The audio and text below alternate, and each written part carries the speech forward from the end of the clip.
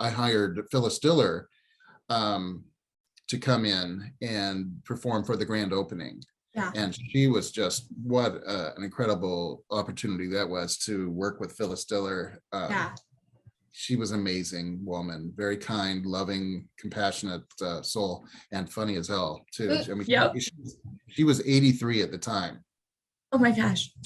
And I helped her get on stage, and she said, okay, you got to help me get on stage. But from there, I'm good. I said, okay. So I helped her get on stage, and she turned, looked at me, winked at me. She said, all right, get out of here, kid. Where do you find a family of communities connected by the storied Mississippi River, where young explorers and dreamers, investors and entrepreneurs thrive? Where can you connect with real people living and creating in a place that's as genuine as it is quirky? QC, that's where.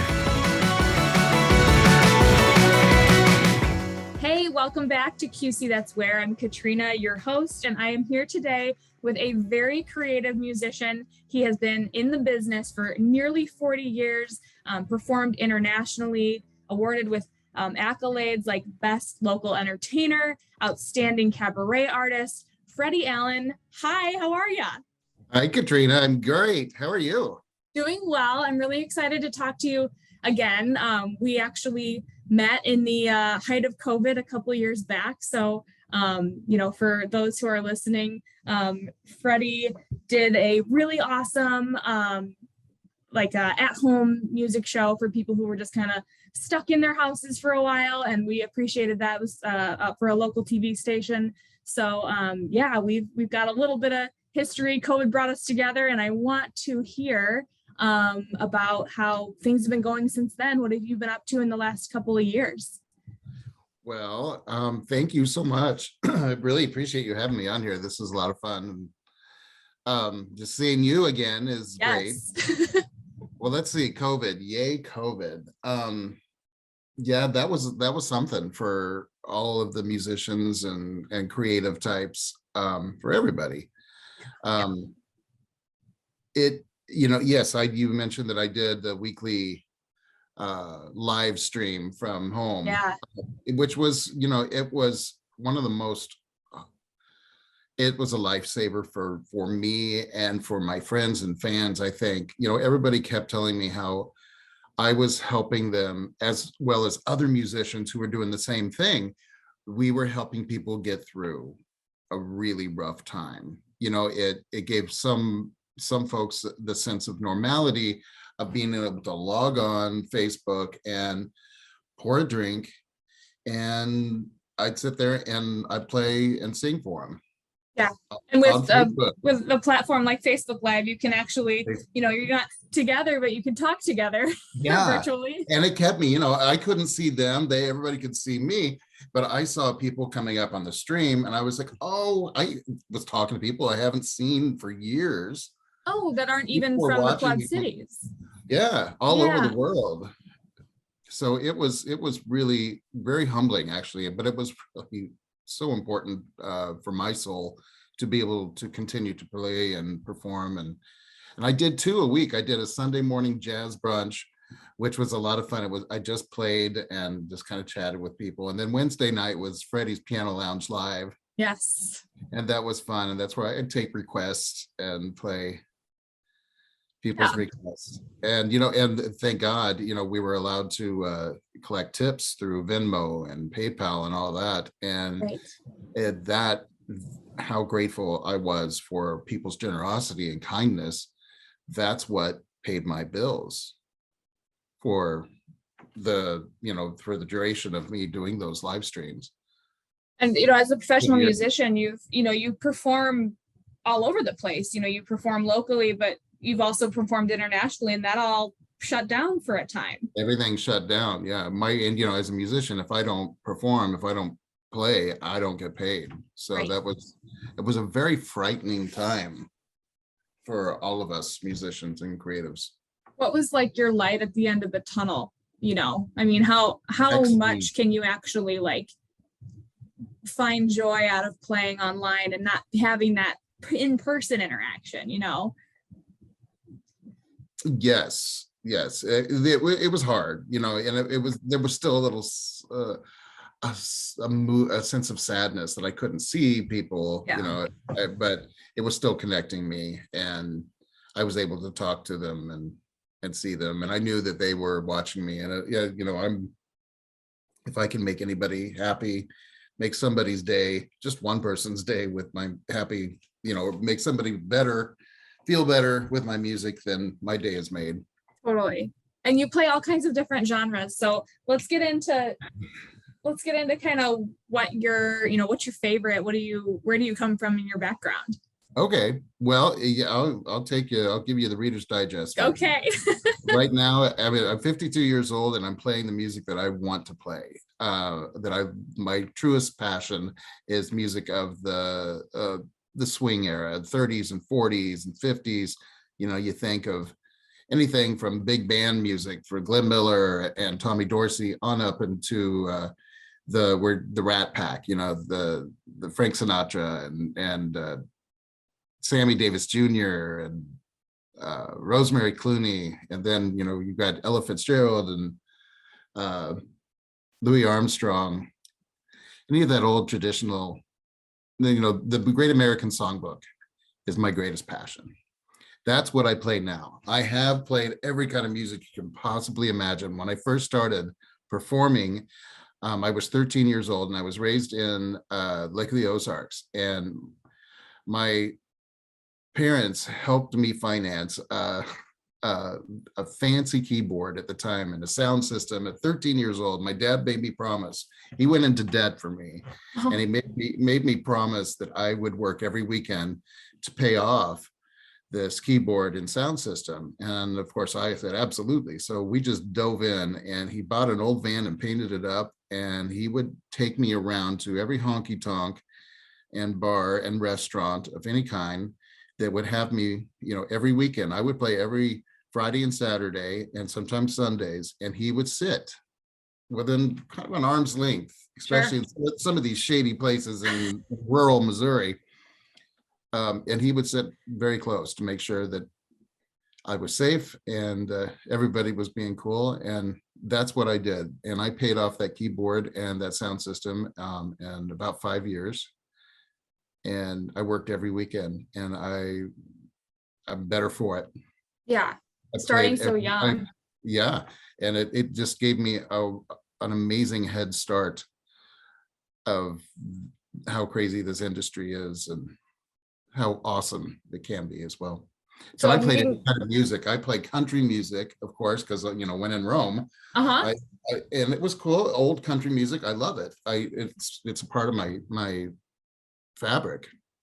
But when I was a kid, even much younger, my great grandparents were professional musicians, and they played those old tunes from the 20s, 30s, and 40s. So I was introduced to all that music from my grandmother and grandfather. She played piano, he played drums.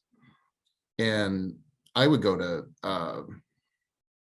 garage sales and yard sales, and I'd find old records, and I'd take them home and sit on my bedroom floor with my little hi-fi record player I could take from room to room, because it would close up and I carry it around.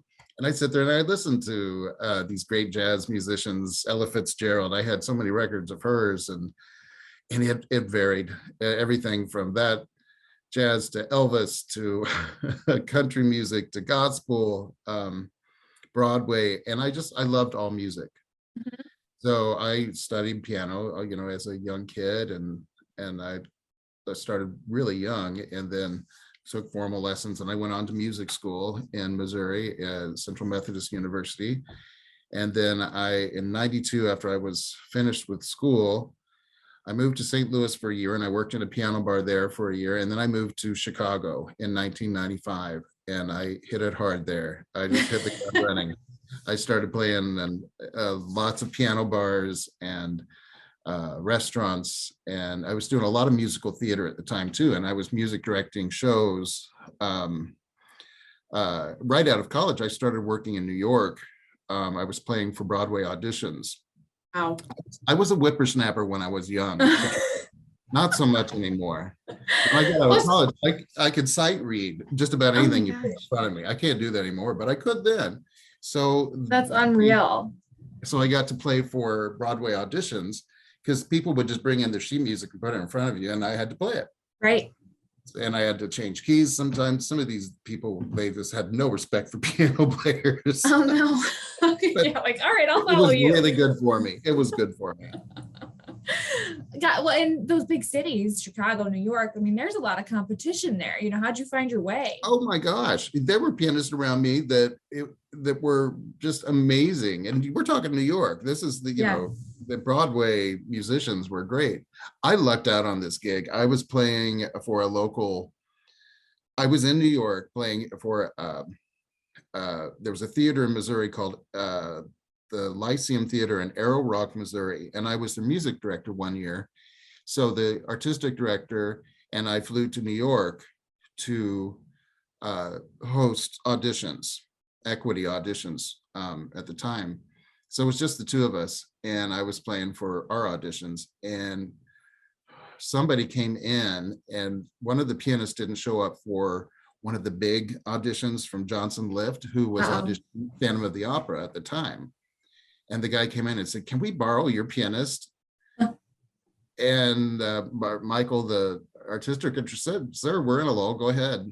So I was like, "Sure, let's go." So I auditioned. I played for some auditions there for Johnson Lift. They were doing I'm pretty sure it was Phantom of the Opera at the time. And they liked me. They really liked, you know, what I was doing and how I was playing. So they said, "Would you ever consider coming back? We'd fly you from St. Louis, you know, come in for a week or 3 days or whatever, however long the auditions would be." And I said, "Sure." Oh my gosh. They paid me. You know, I was a kid. I was right out of college. Right. Flying to New York, this little old Missouri country boy going to New York.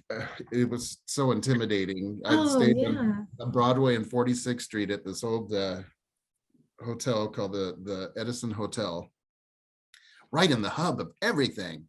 You know, you've got all these Broadway theaters and restaurants and shops, and we're right there on 46th Street. There was one of those naughty bookstores, you know, they had XXX, you know, shows, Peep Girls, and I was like, oh my God, where am I? They don't have these in Missouri. Right? And had you been to New York before? Was this a total I had been once in college. I went on a performing arts trip with other students. Just, you know, we saw, you know, we were there for a week and we saw lots and lots of Broadway shows and went to all the museums and different exhibits. And it was a cultural. Yeah, it's different. It was fabulous. It was amazing, but also scary as hell because I was so young and of course raised in middle Missouri. Right. But it gave me a taste of it and I liked it. And I still, New York is still great. I can't do it more than a day or two, you know, just to begin, because it's a lot. Right. And so, and then transferring over to Chicago. So how did you make your way to Chicago? But then whenever I lived in St. Louis for a year, I decided that I wanted to just keep moving, you know, to a bigger city. I knew that that's where I had to be, in a bigger city for my career. So I moved to Chicago, and it was the best move I could have made. I was working in, you know, like I said, piano bars and theaters and any, you know, I was playing for music studios, these voice teachers down in the music building, the fine arts building downtown. I was playing for their lessons. Oh, wow. So that got me a start. And of course, I always did my own thing. I privately, you know, I played, the music I played was mostly jazz and Broadway type stuff. Oh, and then I met my my friend Amy Armstrong in 1995, the end of 95, after I moved there. Amy is a singer and a comedian, and we started playing together. She had just moved to Chicago, and and she's just an incredible artist, and as well, just amazing voice and funny woman. Very Bette Midler, little I love it. Lots of adult humor there, but just terrific stuff. So we started working together, and then we hit it off swimmingly, and we performed together for 25 years. from there. And we toured the world and played on, we headlined on cruise ships. And we had an incredible career together. Opening for comedy greats like B. Arthur and Phyllis Diller. Yeah. Yes. Yeah. Phyllis Diller. We had Phyllis Diller. Well, in Chicago, there was this financier, we'll call him that. He opened up a club, performance venue, named Voltaire, and he opened it for Amy and me. It was our place. So we had a troupe, a singing and dancing troupe. We had 6 singers and dancers, and Amy was the resident diva. So it was all so focused around her and these dancers, and we would produce. And I would direct and produce these reviews every week with Amy and the singers and dancers. We would do everything from Broadway to jazz to country to pop to Madonna, you name it, the genre. Just kind of whatever's thrown at you, and you can roll with it. We had to change it up. So for 3 years, while that club was open, and we were doing new reviews, I did well over 100 reviews. Wrote and put together, and we all just had our share doing this together, and it was really an amazing venue. We had a choreographer, Alberto Arias, who was just an amazing choreographer. And it wasn't a great big venue that we did this in. So it was very challenging, but it was an incredible time. There's value in something like that, where it's not like a ginormous venue. Hence, anybody who comes through there that you're working with, you probably get the chance to create like a closer, more intimate relationship with, and really get to know people. Yes, all of all of the artists, the singers and dancers, and Amy, and then our audience, because it was an intimate venue. People were dancing in your lap almost because it was so close. The room itself only held probably 75 people. Okay. In the audience, and we would fill it up every weekend. We would do 3 shows a night on the weekends. And it was just incredible. But we would bring in artists, and also I hired Phyllis Diller to come in and perform for the grand opening. Yeah. And she was just what an incredible opportunity that was to work with Phyllis Diller. She was an amazing woman, very kind, loving, compassionate soul, and funny as hell too. I mean, she was 83 at the time. Oh my gosh. And I helped her get on stage, and she said, okay, you got to help me get on stage, but from there I'm good. I said, okay. So I helped her get on stage, and she turned, looked at me, winked at me. She said, all right, get out of here, kid. I don't need you anymore. And she started those one-liners just right and left for a solid hour, had the audience in stitches nonstop. And that was to witness that true artistry and professionalism was incredible. That was a great hire. Any other highlight acts from that venue? Yeah, well, we opened for a lot of different people. We opened for B. Arthur, and let's see, we opened for lots of comedians. Yeah. Judy Tenuta, she's an old school gal. She's a funny comedian of that time. Trying to think of Kathy. What's her name? The comedian, the very controversial Kathy Griffin. Yeah. We opened for her. We opened for some other artists like Mary Wilson and the Supremes. Okay. Miss Ross wasn't with that group, but Mary Wilson, her sister, in the Supremes. Still just as wonderful. Yeah, she was fantastic. Jennifer Holliday. From Dreamgirls, the original Dreamgirls, but she still performs all over the place. So then how did you get yourself to the Quad Cities? Funny you should ask. Everybody asks that whenever I say we're from Chicago. It's like, why? Well, I lived in Chicago over 25 years, and my husband, he lived there, I want to say, for 15, and we were just ready for a little bit slower pace. Yeah. And his family, they're all from Monmouth and then around this area. So we wanted to be closer to his family. They're an amazing family, amazing people. and we just found that we were happiest when we were around them.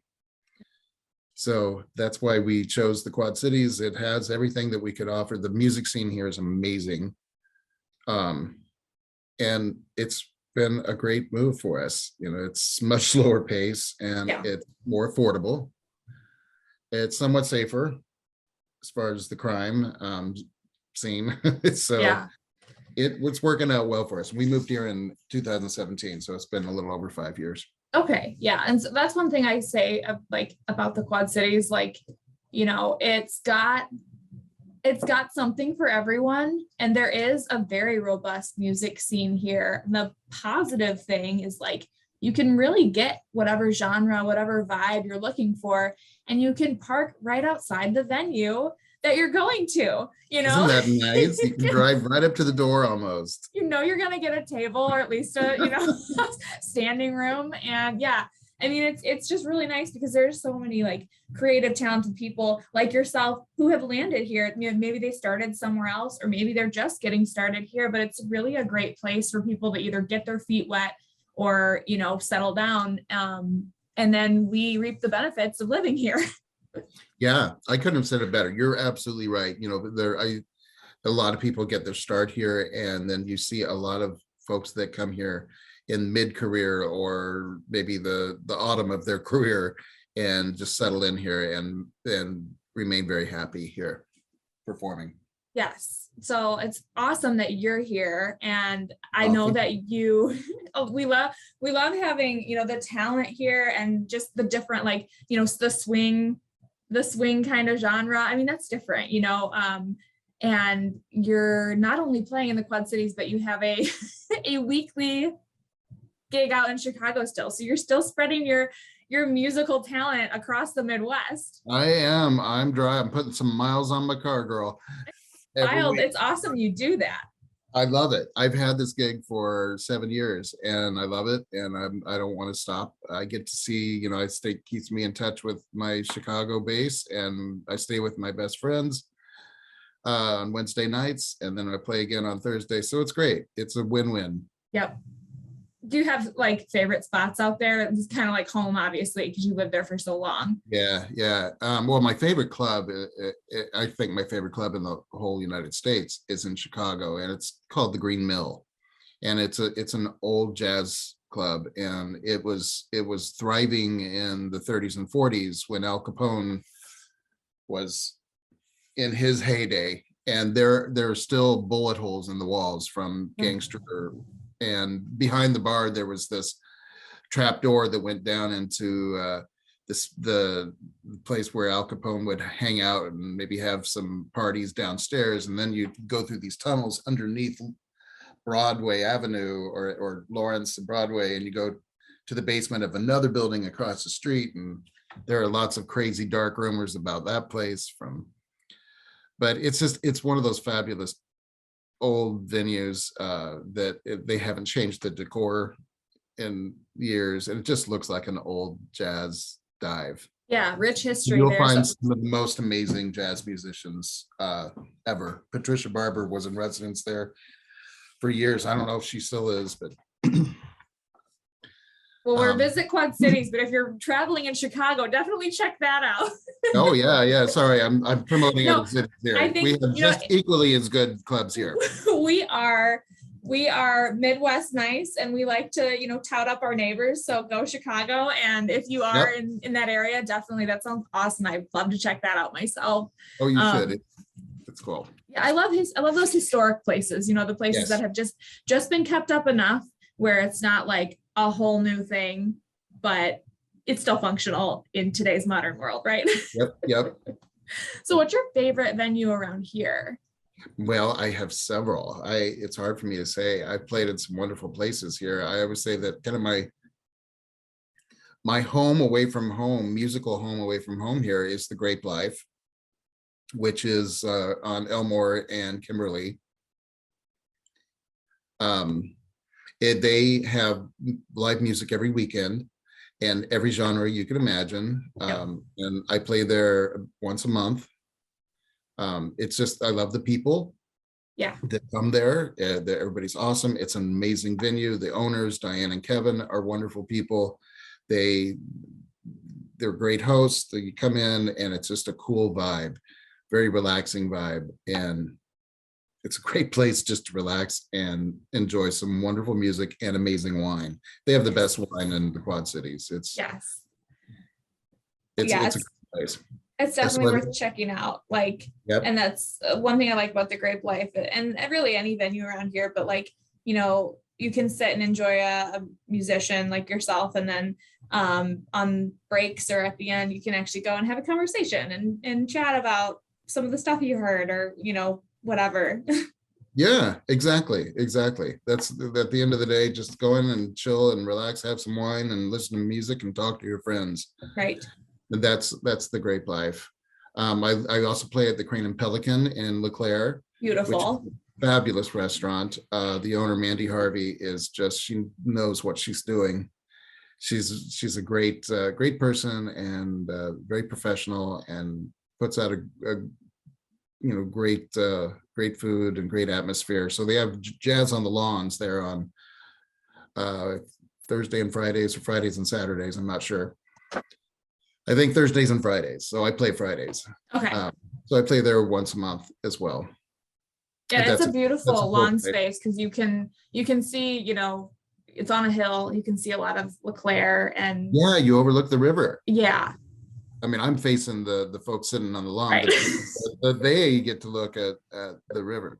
You can, you know, take a peek back, look over your shoulder here and there, and it's all there. I do. But they, you know, we like going and hearing other musicians there, just because it's such a cool atmosphere. Right. Yeah, I love that they do that.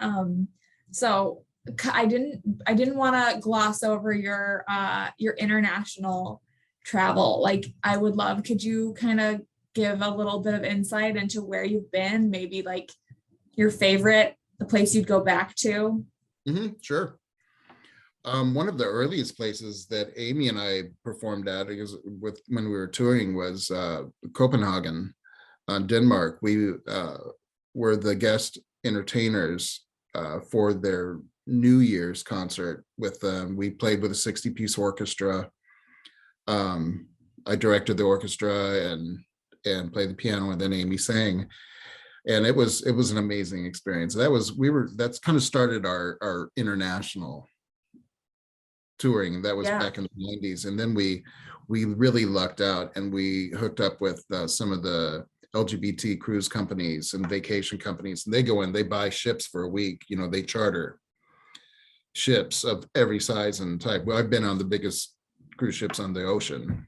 My gosh. And the smallest as well. So it's some of the most amazing places I've been to. My favorite that I always tease, you know, whenever I win the lottery, I'm going to move to Tuscany. Okay. Italy's right up there. Tuscany was pretty special. And then in Greece, Santorini, Mykonos, beautiful places to perform. And of course, we've performed in all those wonderful little ports. You know, we find places to play all over. We've been all, you know,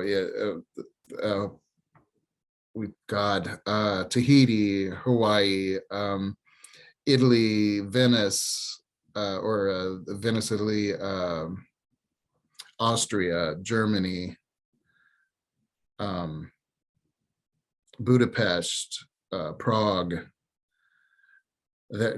I have seen some really beautiful places, and it's because, you know, that's what Amy and I were doing, and I'm very grateful that I got to see all these wonderful places. And your music brought you there, and you know, here's a concept for you. It's a question. So, you know, when you go to like a different, you know, area of the United States, or you spend a lot of time maybe in a different country, it's easy to pick up kind of like the dialect, or, you know, kind of like a speech pattern of, you know, if you go down to the South and you spend a week there, you might come back with a slight twang on some of your words. Do you find that spending time in different like musical cultures has an impact on how you're playing or how you're like composing music?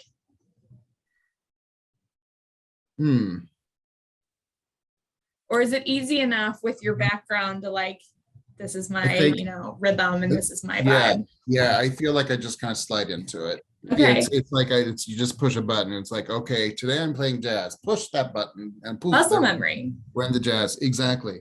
And if I got to play pop music or R&B or that kind of thing, then I just got to tell my mind, okay, you got to stop playing the jazz. Now we're going to play it's a whole different way to play. It really is. Totally. It's like I do a lot of solo work as well. So whenever I bring in my trio or my quartet, and I've got a jazz or a bass player, I've got to keep my left hand out of the way and let the bass player do that. And okay. I have to push that button and say, okay, Fred, keep your left hand. Because you got a jazz or a bass player here who knows what he's doing. Stay out of his way. So that becomes a different way to play, and I've got to be very mindful of how I'm playing, as opposed to when I'm doing solo or just playing with a drummer. And I work a lot I hire Neil Smith, Nervous Neil Smith, on sax. He's the best saxophone player I've ever played with. And he lives here in the Quad Cities. And I'm very grateful that he likes to perform with me. Where can we catch you guys playing together? Well, we'll be at the Grape Life this Friday night. All right, Friday. Yeah. So once a month, Fridays at the Grape Life. Friday or Saturday. They have to check their schedule, but I will be there with Neil Smith and Brian Ziegler on drums. And he's an amazing drummer. He's one of the music teachers here in the Quad Cities at the high school. And so I'll be playing with those guys this Friday night at the Grape Life from 8 to 10. Okay, so we'll have to check your schedule. You keep your schedule up on your website or on Facebook, or what's the best place? Usually on Facebook. I've really been lazy with my website. Okay. So I got to get back on that. And since COVID, it's one of those things that I just need to get back and put my performance dates on my website. I'm sorry, I'm a loser. No, it's all good. Everybody's on Facebook, and if they're not, someone knows someone on Facebook, exactly. And we can always check. So, and I do have on my Facebook page, I have a Freddy Allen Music is my professional Facebook page. Freddy with a Y. FREDDY. So you're a musician at heart, but I know you've got another skill blossoming, dare I say. Could you please tell us about what you got started going on? What's up? Well, I am a creative, Katrina. I have to be creating, and in my mind, that's just how I work. I'm not very good at the practical stuff in life, but I like pretty things. I like to make beautiful, whether it's music or I work in flowers. Yes. So I have been a floral designer for 20 years. It's something that I took an interest in over 20 years ago, in Chicago, and I went to the American International Academy of Floral Design, and I became certified as a floral designer. And so I did that on the side. I just for myself. I did work at the school for a while, helping them. My instructor at the school, the owner, and they had huge accounts of all the jewel market, the jewel grocery stores. Sure. All their flower markets. So I was designing that stuff right and left, and that was a lot to do with music at the time. So I quit doing that and started doing freelance for friends and friends of friends, and so I would do events, small weddings, and businesses. So once I got here to the Quad Cities a few years ago, I started thinking, well, I think I'd like to get into it. So I started working at a floral shop here in the Quad Cities. And I did that for a year, and I just part-time, just to keep myself happy and creating. And I was like, this is silly. I need to be doing this for myself. So my ultimate goal is to open up my own floral market store. But it's going to be different. I want a flower market store and a little jazz cafe.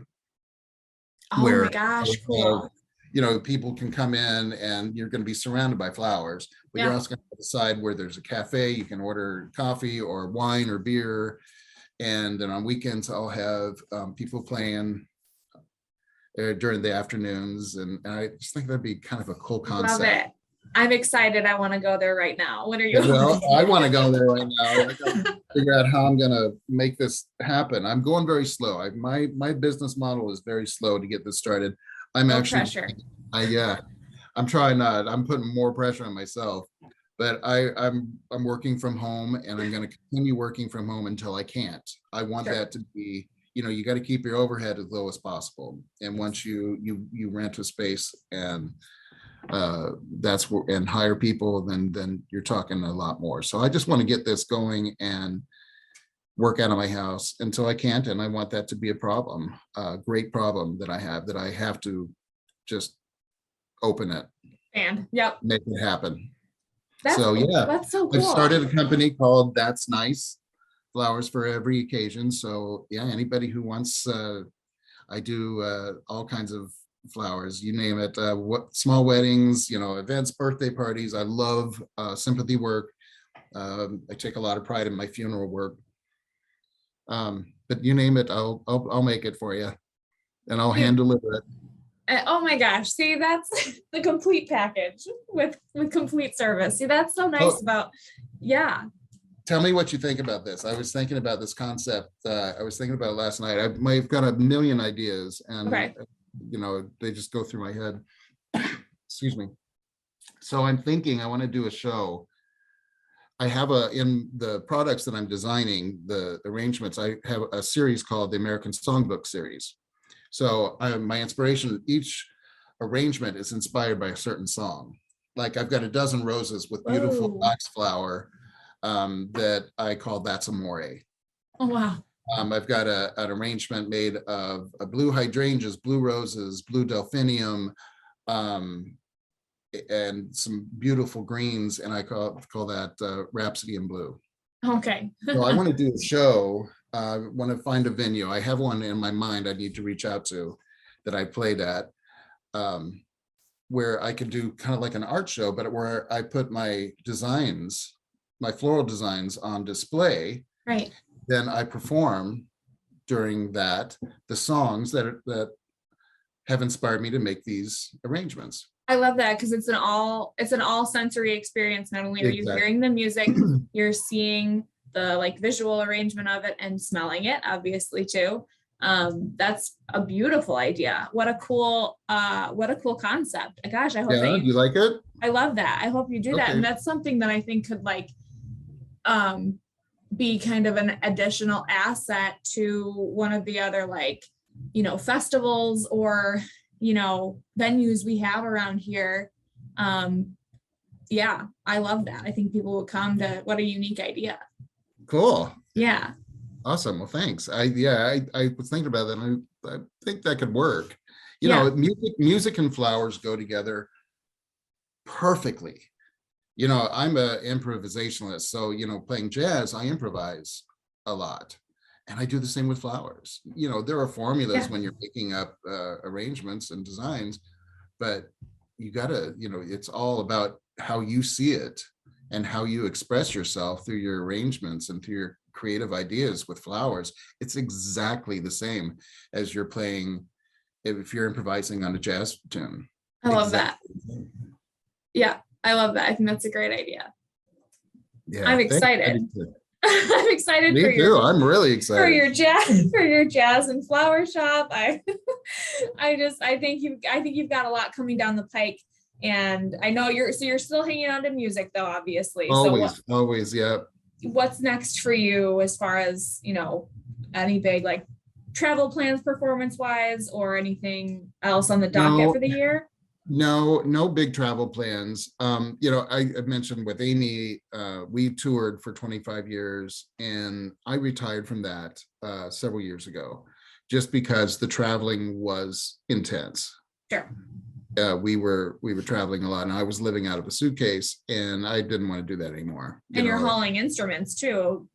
Well, thankfully, when we were on tour, we didn't do that.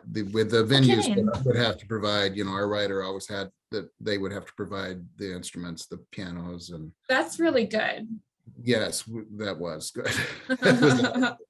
Because wow. There was a time when we first started, I do remember hauling a keyboard that I had in a really heavy hard case to Europe one year because I had stuff programmed in it, and that was miserable. And I think that was the straw that broke the camel's back. It was like, no more. They're providing.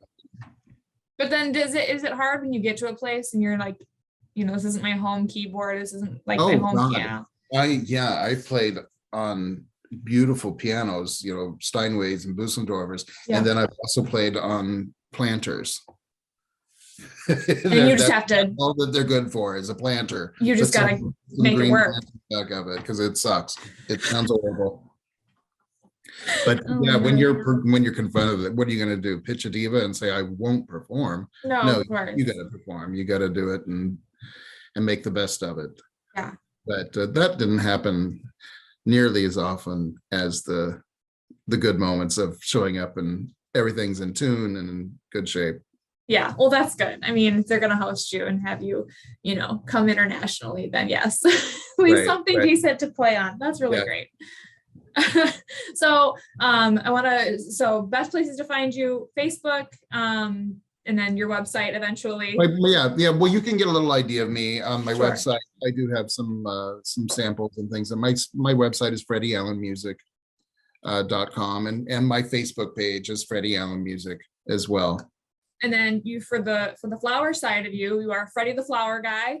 Freddy the Flower Guy at gmail.com. Email me or you give me a call. You DM me on Facebook and I'll hook you up. Perfect. So per tradition on this podcast, I like to have the guest fill in the blank here. So whatever strikes you, there are no wrong answers. QC, that's where you'll find a thriving music scene with incredible artists that perform music from every genre. And you'll find me, a guy who loves making people happy with his music and his floral creations. Yes, that's great. That's awesome. I love it. I love it. There's so many fun answers to this. There's one behind me. I know people listening can't see, but if you're watching the YouTube video of this recording, QC, that's where you create lifelong memories. They can get as broad or as personal, and it's just really fun to hear what everybody's different take on it is. So thanks for that one, Freddy. I liked that one. Oh, well, good. Thank you. Well, thank you so much. This is really fun, really good to reconnect. And I wish you all the best in your future endeavors. And please let me know when your music venue opens up, because I want to go. Okay, I absolutely. It'll be a grand opening, and everybody in the Quad Cities will know about it, because I'm going to go door to door and tell everybody. Get on doors, flyers under your grassroots wipers. I love it. Well, thanks, Freddy. And you can keep up on all the awesome events and activities in the Quad Cities by going to visitquadcities.com. Thanks for listening, and we will see you guys next time. Thanks for listening to QC, That's Where, a podcast powered by Visit Quad Cities. Text Visit QC to 38314 for insider events, activities, and updates sent straight to your phone.